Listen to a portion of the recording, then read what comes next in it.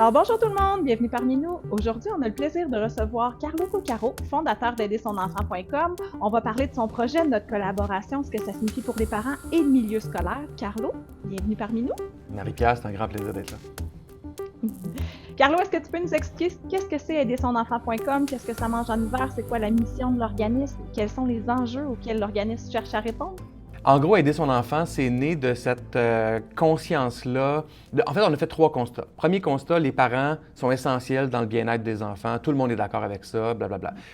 Mais deuxième constat, c'est que c'est comme si on prend pour acquis que la parentalité, c'est inné. Tu sais, que ce serait inné d'accompagner son enfant qui a un TDAH, ce serait inné d'accompagner son enfant dans une transition scolaire ou pire, dans la gestion du temps d'écran. Mais c'est pas inné. Fait que là, pour les parents qui nous écoutent, c'est normal de pas savoir comment faire, d'être un peu perdu. Mais comme la société prend pour acquis que c'est inné, puis je dis pas ça méchamment, là, c'est comme juste une évolution. Puis avant, c'était de la parentalité, on devenait parents en regardant ce que nos parents avaient fait. Puis là, les temps changent vraiment, vraiment, vraiment vite, entre autres en termes de technologie. Puis même nos enfants, là, mes gars, moi j'ai 3 garçons, mes gars aujourd'hui sont, je trouve, vraiment beaucoup plus allumés que moi je l'étais au même âge. Les époques sont différentes, donc il faut apprendre, il faut s'outiller. Mais comme la société prend pour acquis que c'est un peu inné, bien, il n'y a personne qui a le mandat d'aider les parents. Fait que moi, je suis un entrepreneur en éducation depuis bientôt 20 ans. Puis on a entre autres avec une société qui s'appelle Nureka, on a des outils technologiques pour les jeunes qui ont des difficultés ou des troubles d'apprentissage, comme la dyslexie, dysorthographie. Donc, à tous les jours, les parents nous appelaient pour dire qu'est-ce que je peux faire pour aider mon enfant. Mon enfant a peut-être un TDAH, je fais quoi? J'ai une rencontre pour un plan d'intervention, c'est quoi mon rôle? Puis là, c'est là qu'on s'est rendu compte que les parents avaient besoin d'aide. Fait que je suis un gars intense, mais je me suis dit, on va les aider, nous autres, les parents, ce qui a mené à la création de l'organisme aidersonenfant.com pour outiller les parents. Est-ce que tu peux nous parler brièvement de la collaboration entre aidersonenfant.com et le RCPAQ? Vers où on s'en va? Qu'est-ce qui est devant nous? Ben oui, ben là, ça fait quoi? 1 an qu'on se connaît, Marie-Pierre, à peu près. Puis toi et ta gang, vous êtes super dynamiques. Puis on a élaboré ensemble, les parents l'ont peut-être vu, un direct qu'on a fait avec des experts pour répondre aux questions des parents suite à la grève. Ça a été super populaire, des centaines, voire des milliers de parents ont assisté à ça. Puis ça a été le début d'une belle collaboration parce que là, on vient de signer un partenariat stratégique plus grand. Là-dedans, il y a des commandites de direct. Donc nous, on fait plus de 20 directs par année de type « Posez vos questions à nos experts ». Donc il y en a 5 qui sont commandités par le RCPAQ, ce qui vous donne une super belle visibilité.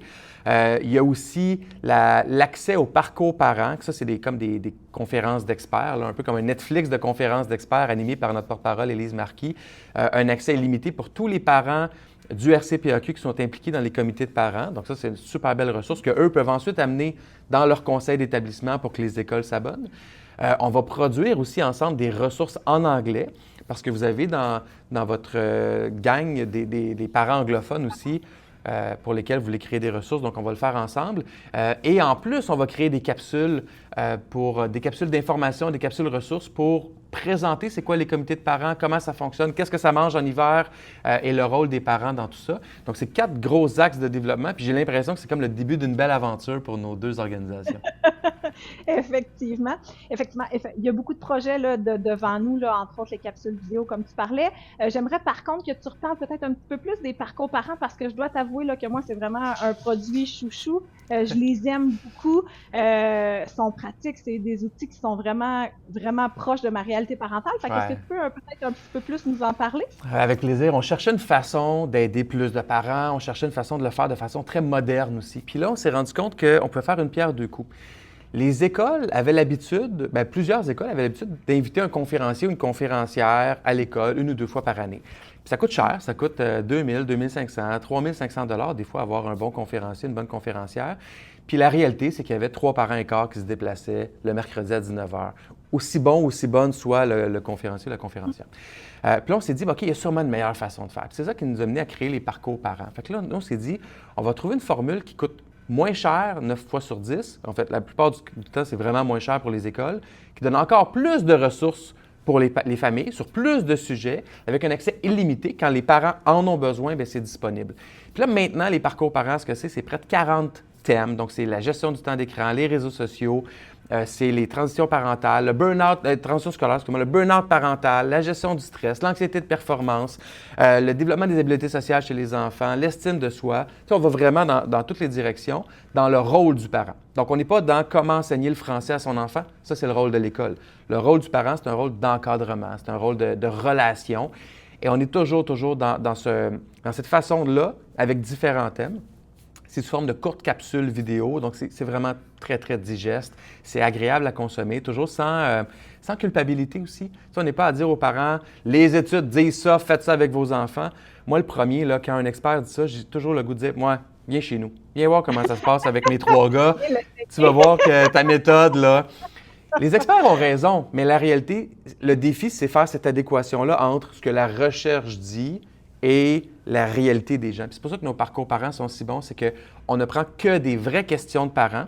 On fait des dizaines de jours de tournage avec les parents. Puis après ça, on dit aux experts, voici une vraie question de parents. En plus de ça, il y a des groupes de discussion auxquels les parents peuvent accéder de façon illimitée aussi. Puis là, ça permet de briser la solitude de la parentalité. Là, c'est des parents, une quinzaine de parents avec une intervenante en travail social de notre équipe qui chapeaute tout ça, où les parents échangent, discutent de leurs bons coups, de ce qui va moins bien.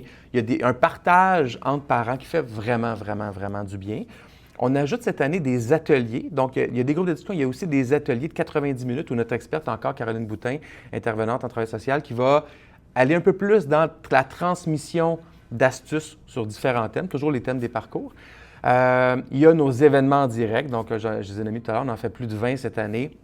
Les événements en direct, là, c'est parfait, M. Royer, Égide Royer, qui est un de nos experts. M. Royer, c'est génial ce que vous dites, mais moi, à la maison, c'est ça qui se passe. Puis là, Égide, il répond sur la question. Donc, c'est l'équivalent du parent qui lève la main dans le gymnase puis qui pose la question à son expert. On en a fait plus de 20, je pense qu'on en a fait 22 cette année.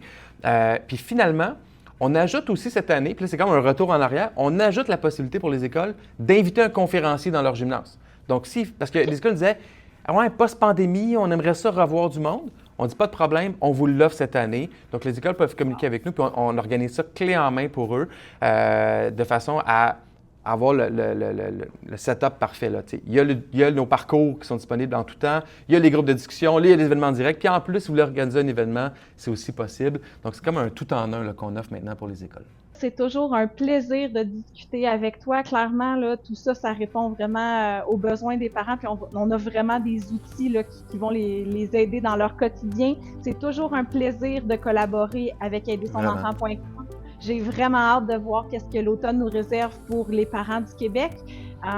Restez à l'affût, chers parents, de ce qui va suivre sur nos médias sociaux puis dans vos boîtes courriels. Là, on vous tient au courant pour la suite. Merci!